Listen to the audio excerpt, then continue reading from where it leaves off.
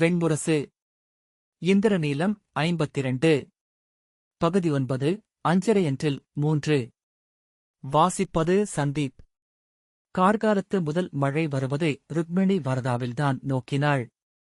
தெற்கே வரதாவின் மேல் ஒளியுடன் எழுந்த வான்விளிம்பில் இளங்கன்னத்தில் ஒட்டிய மயிரிழை எனத் தெரிந்த கோடு அலை வருவதைக் காண முடிந்தது. விழிகூர்ந்தபோது அந்தக் கோடு அணுகி வருவது போல் தோன்றியது. தொடுவானம் வரதா ஒரு பட்டுப்பாய் எனச் சுருண்டு வருவது போல அணுகியது. பின் அவள் நீரின் ஓசையை கேட்டாள். வரதாவையும் கரையோரக் காடுகளையும் அறைந்தபடி மழை நெருங்கி வந்தது. அது வந்துவிட்டது என அவள் உணரும்போதே மாளிகையின் கூரை ஓலமிடத் தொடங்கியது. திரும்பி மறுபக்கம் பார்க்க கௌண்டின்யபுரியின் கூரை என அமைந்த அனைத்து மலர்த் தோட்டங்களையும் அறைந்து சாய வைத்தபடி மழை கடந்து சென்றது. மழை ஒளி ஊடுருவும் மாட்டுக்கொம்பு சீப்பு போல காட்டையும் தோட்டங்களையும் சீவிச் செல்வதாக எண்ணினாள். இல்லங்கள் மேல் நீர் ஓட கண நேரத்தில் நகர் நிறம் மாறியது. அடர்ந்து பின் நீர்த்திரையால் மூடப்பட்டு மங்கலாகியது.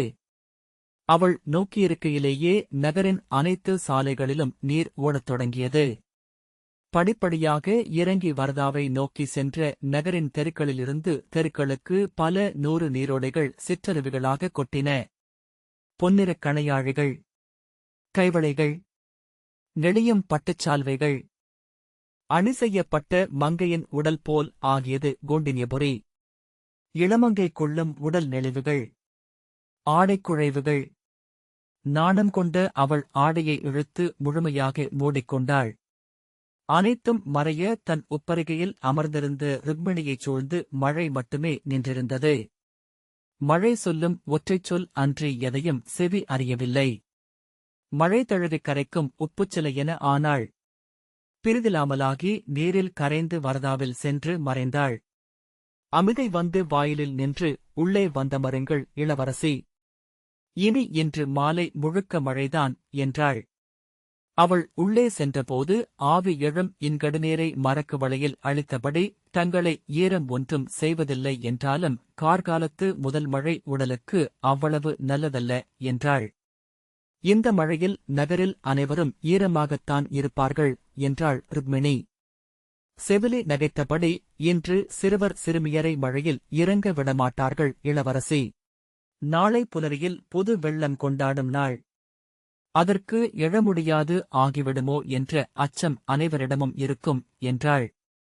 புதுவெள்ள நீராட்டு விழா அறிவித்தாகிவிட்டதா என்றாள் ருக்மிணி. நாள் குறித்துவிட்டார்கள். இந்த மழை சற்று ஓய்ந்ததும் மணியோசை வழியாக நகருக்கு அறிவிப்பார்கள் என்ற அமிதை அது தெய்வங்களுக்கான அறிவிப்பு. இங்குள்ள மானுடரனைவருமே முன்னரே அறிந்துவிட்டனர். நாளை புதுநீராட்டு என்று கன்றுகளும் அறிந்திருக்கும் என்றாள். வரதா செந்நிறம் கொண்டுவிட்டதா என்றாள் ருக்மிணி.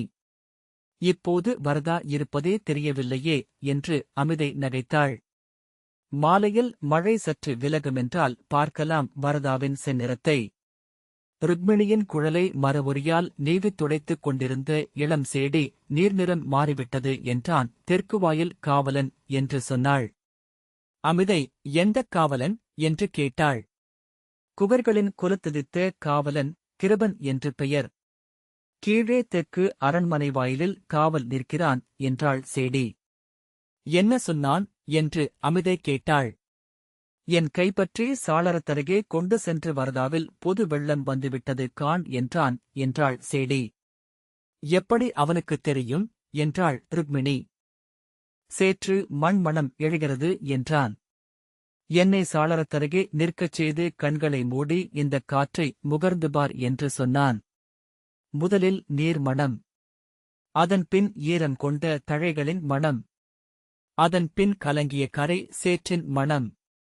ஒவ்வொன்றையாக சித்தத்தில் எடுத்து தனித்து விலக்கிய பிறகு நான் பெருகும் வரதாவின் புதுச்சேற்று மணத்தை அறிந்தேன் என்றாள் சேடி. அது சற்று பழகிய சந்தனமும் சுண்ணமும் சேர்ந்த மணம் கொண்டிருந்தது. அமிதை ஐயத்துடன் அவளை நோக்கி, குகனிடம் உனக்கென்ன குலாவல் என்று கேட்டாள். அவள் தலை குனிய ருக்மிணி அவள் மெல்லிய கரத்தைப் பற்றி ஆழத்து நறுமணத்தை உணரச் செய்பவன் நல்ல காதலனே என்றாள். செவிலி அவளிடம், உங்களுக்கு எவரிந்த நறுமணங்களை சொல்லித் தந்தனர் என்றாள். இன்னமும் நான் அறிந்திராத காதலன் ஒருவன் என்றாள் ருக்மிணி. ஒவ்வொரு மணமாக விலக்கி தன் மணத்தை அறிவிப்பவன். ஆடை மாற்றும் தன் அறைக்குள் சென்று பீடத்தில் அவள் அமர்ந்தபோது அரண்மனைப் பகுதியிலிருந்து மூச்சிறைக்க ஓடிவந்த சேடி அவளிடம் புதுவெள்ளப் பெருவிழவின் அறிவிப்பு விடுத்தாகிவிட்டது இளவரசி. அரண்மனை அலுவலர் அனைவருக்கும் ஓலை அளித்துவிட்டார்கள். நகரின் 12 மையங்களில் மழை விட்டதும் பெருமணி ஒலிக்கும். நாளை முதல் ஒளி எழுந்ததும் மன்னர் நதி தொட்டு புதுநீர் வணங்கும் நிகழ்வை தொடங்கி வைப்பார் என்றாள். அமிதை, ஓலை பொறித்து விட்டார்களா என்றாள். ஓலை எழுதப்படுவதைக் கேட்டேன் என்றாள் அவள். ருக்மிணி முகம் மலர, தந்தை என்ன செய்கிறார் என்றாள். அரசாணைகள் ஏட்டில் பொறிக்கப்படுகின்றன.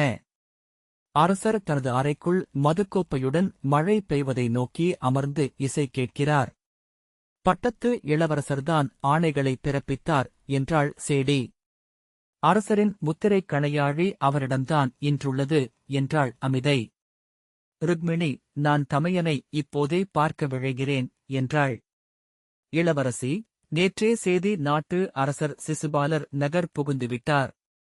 பட்டத்து இளவரசர் இன்னும் சற்று நேரத்தில் சேதி நாட்டு அரசர் தங்கியிருக்கும் பிருங்கமலைச்சரிவின் வசந்த மாளிகைக்கு செல்லவிருக்கிறார்.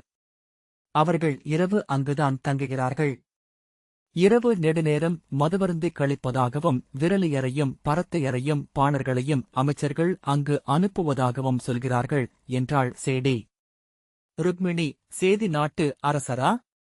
அவர் வந்தது எனக்கு தெரியாதே என்றாள். மழை கருத்த நாள் முதல் தாங்கள் இங்கில்லையே. இங்கு சூழும் இச்சொல்லும் தங்கள் செவி கொள்ளவில்லை என்றாள் அமிதை. சேதி மன்னர் சிசுபாலர் வந்தது முறைப்படி நகருக்கு முரசறிவிக்கப்பட்டது.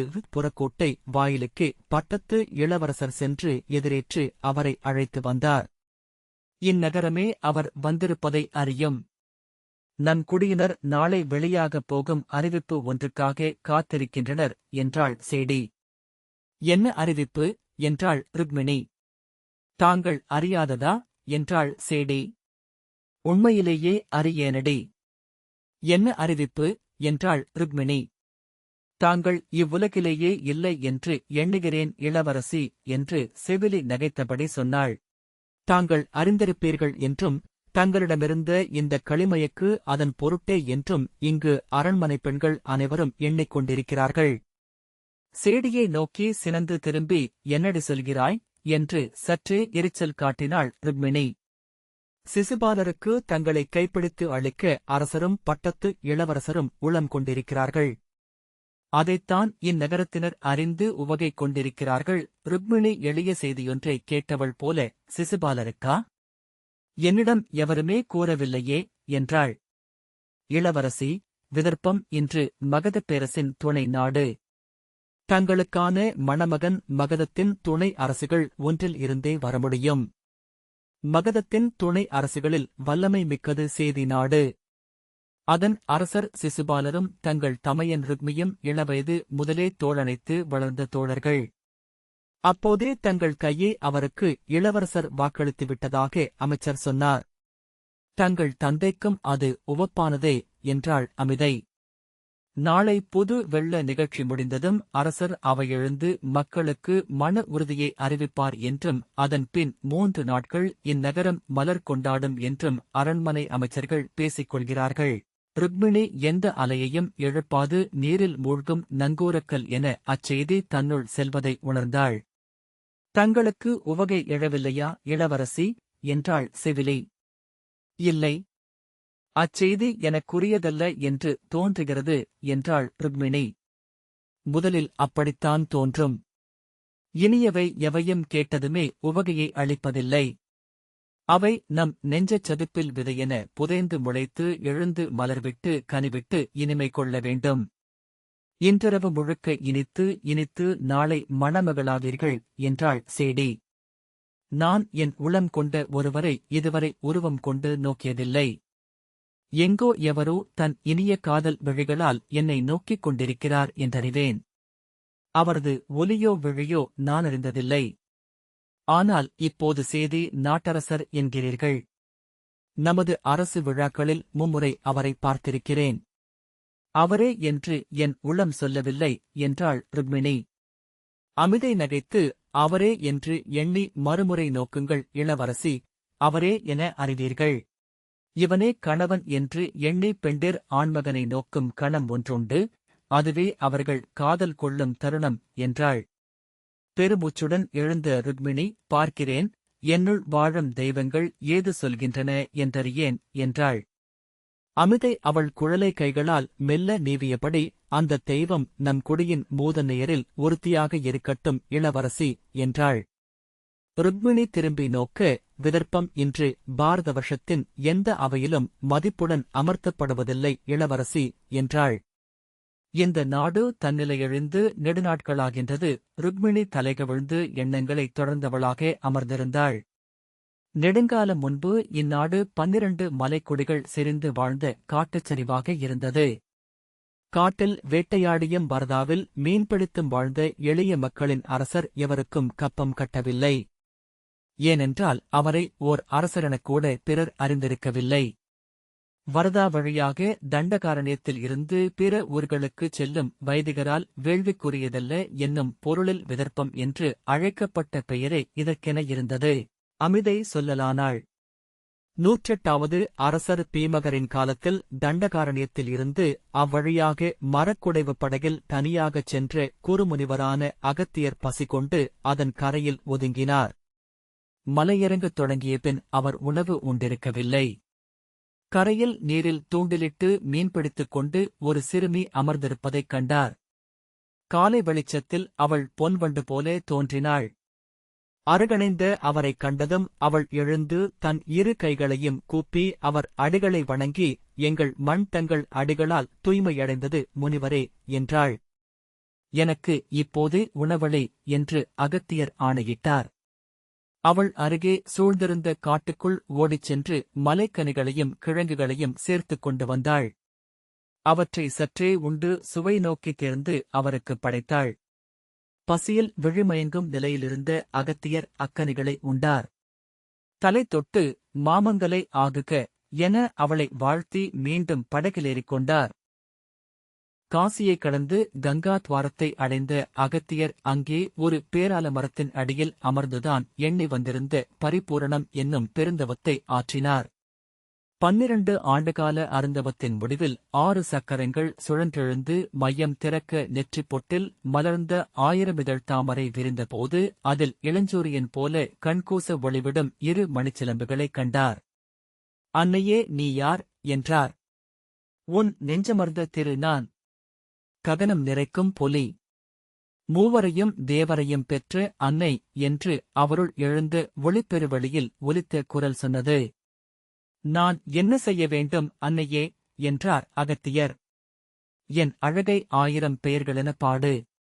உன்னுள் உறையும் பெண்ணெனும் நான் எழுந்து புலவி பெருகுவேன். என் ஒளியால் நீ நிறைவாய் என்றாள் அன்னை. அன்னையே, உன்னழகைக் காட்டுக. நான் அதை சொல்லென ஆக்குவேன் என்றார் அகத்தியர்.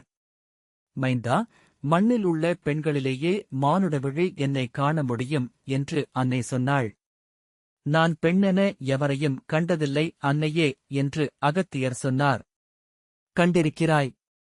அன்றுதான் உன் அகத்தை நிறைத்திருந்த கடந்தவமெனும் முதுமரத்தில் இளந்தளிர் எழுந்தது என்று அன்னையின் வாக்கு ஒலித்தது. அது எவர் என்று அங்கே அமர்ந்து அகத்தியர் தன்னை நோக்கி உசாவினார். கங்கையில் நீரெள்ள குனிந்தபோது அலைகள் முகங்களாக இருந்தன. விழிவெறித்து நோக்கியபோது இலைகள் முகங்களாக இருந்தன. விண்மீன்கள் முகங்களாக தெரிந்தன. 12வது நாள் அவர் எரிவெண்மீன் ஒன்று வான்கிழித்து சரிவதைக் கண்டார். அக்கணம் அகம் மின்ன அந்தப் பெண் எவளென்று தெளிந்தார். விதர்ப்ப மண்ணுக்கு அவர் மீண்டு வந்தபோது அவர் வரதாவின் கரையில் கண்ட அந்தச் சிறுமி 18 வயதான மங்கை என்றாகியிருந்தாள். மன்னர் பீமகரின் ஒரே மகள். பெண்ணுக்குரியவை என நிமித்திகர் வகுத்த 7 அழகுகளும் கொண்டவள் என்பதனால் அவளை சுமுத்திரை என்று பெயரிட்டழைத்தனர். அவளை தங்கள் குடியில் எழுந்த மூதன்னை வடிவென வணங்கினர். அவள் மண்ணில் வைக்கும் காலடியெல்லாம் தங்கள் முடிசூடும் மலரென உணர்ந்தனர். அரசரின் மாளிகை வாயிலில் வந்து நின்ற அகத்தியர், பீமகரே, உமது மகளே என் அறத்துணைவி என அடைய வந்துள்ளேன் என்றார். பீமகர் திகைத்து பின் அஞ்சி ஓடி வந்து வணங்கி, முனிவரே, அவள் இவ்வூரின் இளவரசி. ஏழழகு கொண்ட இளங்கன்னி. என் குடியின் அத்தனை இளையோராலும் அமுதுக்கு நிகரென விரும்பப்படுபவள். தாங்களோ முதிர்ந்து உடல் பற்றிய முனிவர். பெண்கள் விரும்பாத குற்றுடல் கொண்டவர். என் மகளை நான் தங்களுக்கு அளிப்பேன். என் சொல்லை அவள் தட்டவும் மாட்டாள். ஆனால் அவளுக்குள் வாழும் கன்னி என்றும் உங்களை வெறுத்தபடியே உடனுறைவாள் என்றார். அரசே, அவள் ஊழென்ன என்று அறிந்தே வந்தேன். அவளை அழையுங்கள். என்னுடன் வர அவள் விழைந்தால் மட்டுமே கைப்பற்றுவேன் என்றார் அகத்தியர். பீமகர் தன் ஏவலரிடம் செய்தியைச் சொல்லி அனுப்பினார். அகத்தியர் தன் குற்றுடலுடன் வந்து அரண்மனை முற்றத்தில் நின்றிருப்பதை சுமுத்திரை தன் இல்லத்தின் பின்னாலிருந்த மகிழ மரத்தடியில் நின்று நோக்கினாள். கைகூப்பியபடி வந்து முனிவர் முன் நின்று, தங்களுக்காகவே இச்சிற்றூரில் இத்தனை ஆண்டுகள் தவமியற்றினேன் இறைவா என்றாள். நீ உன் கன்னியுள்ளத்தின் ஆழத்திலும் பிறிது எண்ணமாட்டாய் என இவர்கள் அறியச் செய் என்றார் அகத்தியர். சுமுத்திரை இரு கைகளையும் கூப்பி மூதன்னையரையும் வணங்கி தன் 7 அழகையும் அக்கணமே துறக்க வேண்டுமென வேண்டிக் கொண்டாள். அனைத்தழகையும் இழந்து வற்றி ஒடுங்கிய உடல் கொண்டு அங்கே நின்றாள். பீமகரும் குடிமூத்தாரும் கைகூப்பியபடி அவள் காலடியில் விழுந்து வணங்கினர். அவளே தங்கள் மூதன்னையரினும் காடு பூத்துக்கனிந்து அளித்த விதை என தெளிந்தனர். குடிமூத்தார் அவள் கைப்பற்றி முனிவருக்கு அளித்தனர். மங்கலத்தாலியை ஏற்று 7 அடி வைத்து சுமுத்திரை அவருக்கு தவத்துணைவி ஆனாள். 7 முத்திரைகளையும் துறந்த அவளை அவர் லோபாமுத்திரை என்று அழைத்தார். அவளுடன் மீண்டும் கங்கா துவாரத்தை அடைந்தார். அந்த ஆலமரத்தின் அடியிலேயே ஒரு சிறுகுடில் கட்டி அவளுடன் அமைந்தார். கன்னியே, உன்னை என் தவத்துணையாகவே கொண்டேன். காமம் கடந்து கருவென உறையும் மேமையைக் காண்பதை மட்டுமே இலக்கெனக் கொள்பவன் நான் என்றார். ஆம், நான் அதற்கென்றே துணை வந்தேன் என்று லோபாமுத்திரை சொன்னாள். கங்கைக்கரை ஆலமரத்தடியில் தன்னை முற்றொடுக்கி அமர்ந்து உள்ளுசாவினார் அகத்தியர். 3 ஆண்டு காலம் முயன்றும் மூலாதாரமே திறக்கவில்லை என்று உணர்ந்தார். கண்ணீருடன் எழுந்தோடி கங்கையின் கரையில் சென்று நின்று நெஞ்சுருகிக் கேட்டார், அன்னையே, என் உள்ளம் ஒரு சொல்லேனும் இல்லாமல் பாழ்வழியாக கிடப்பதேன்? எங்கு நான் என் விதைக்கருவூலத்தை இழந்தேன்? கங்கை அலைகளென சென்று கொண்டிருந்தது. விம்மியபடி அவர் மரத்தடியில் நின்றிருக்கையில் நெஞ்சுருகும் உணர்வு கொண்ட ஒரு பாடலை கேட்டார். இனிய கன்னிக் குரல் அதுவென்று உணர்ந்து அத்திசை நோக்கிச் சென்றார். அங்கே நீரலைகளில் 7 அழகு கொண்ட இளையவள் ஒருத்தி பாடியபடி நீராடுவதைக் கண்டார். அவளை எங்கோ கண்டது போல் உணர்ந்தார். 3 செய்யுட்கள் கொண்ட அப்பாடலையும் அவர் நன்கறிந்திருந்தார். நீராடி எழுந்த இளங்கன்னி ஆடையற்ற உடலில் நீர் வழிய வந்து கரையேறி அங்கிருந்த மரவொரியை எடுத்து அணிந்து கொண்டதும் முதுமை கொண்டு அழகுகளை இழந்து தன் துணைவி லோபாமுத்திரை ஆவதைக் கண்டார். திகைத்து அருகே ஓடிச் சென்று, நீ இப்போது பாடிய அப்பாடல் எது என்றார். இறைவா, தாங்கள் தன்னை மறந்து கடுந்தவமியற்றியிருக்கையில் தங்கள் உதடுகள் உச்சரித்த செய்யுட்கள் அவை என்றாள் லோபாமுத்திரை. மீண்டும் சொல் அவற்றை என்று அவர் கேட்டார். அவள் அஞ்சியபடி அவற்றை சொன்னாள். அவை காதலுக்காக ஏங்கும் கன்னியொருத்தியின் வரிகள் என்று அவர் உணர்ந்தார். அவ்வரிகள் தன்னுள் வாழும் கன்னி ஒருத்தியின் குரல் எனக் கண்டு வியந்து சென்று கங்கை நீரை நோக்கினார். அங்கு தன் முகம் கொண்ட அழகிய இளநங்கை ஒருத்தியின் பாவை புன்னகைக்கக் கண்டு சொல்லிழந்து நின்றார். லோபாமுத்திரையை அருகே அழைத்து, நோக்கு, இவளை நீ கண்டிருக்கிறாயா என்றார். அவள், ஆம் இறைவா, நான் நீரில் பார்க்கையில் அழகிய இளைஞன் ஒருவனை என் தோற்றத்தில் காண்கிறேன். அவன் கனவிலெழுந்த கன்னி இவள் என்றாள் லோபாமுத்திரை. இப்பெண்ணின் அழகை அவ்விளைஞன் உரைக்கட்டும் என்றார் அகத்தியர். லோபாமுத்திரை செந்தூரச் செந்நிறத்தவள், மூவிழியள், மணிகள் சிரிந்த முடிகொண்டவள், விண்மீன் நிறையென புன்னகைப்பவள் எனத் தொடங்கி 100 பெயர்களாக அவ்வழகை பாடினாள். ஒவ்வொரு பெயருக்கும் ஒரு மலர் என உடலில் பூக்க பேரழகு கொண்டு தன் முன் நின்ற அவளை நோக்கி எஞ்சிய 900 பெயர்களை அகத்தியர் பாடினார்.